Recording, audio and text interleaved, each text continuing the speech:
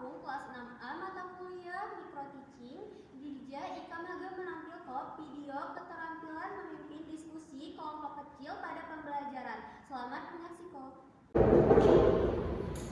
Assalamualaikum. Waalaikumsalam.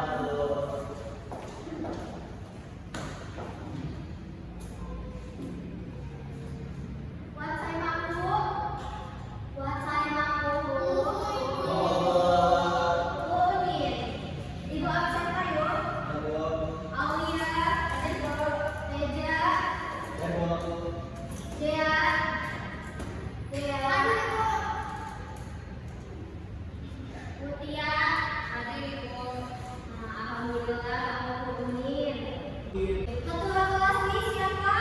Reja, siapa kelas ini? Kalau siap, kalau akan mulai pelajaran hari ini,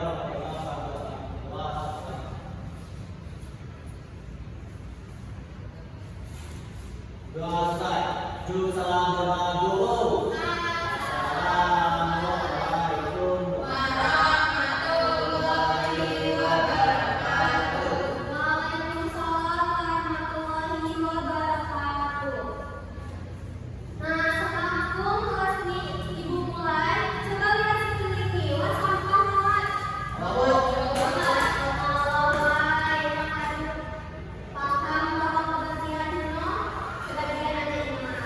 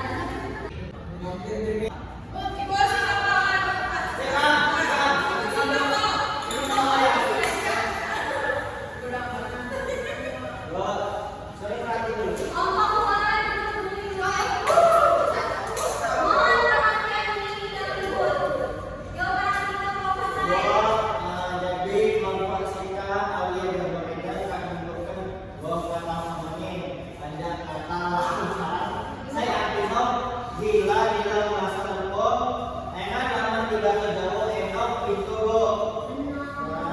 Kerja, namun kerja enok, namun bahasa hukum artinya jualan terkaya. Namun bahasa Jawa enok bisa.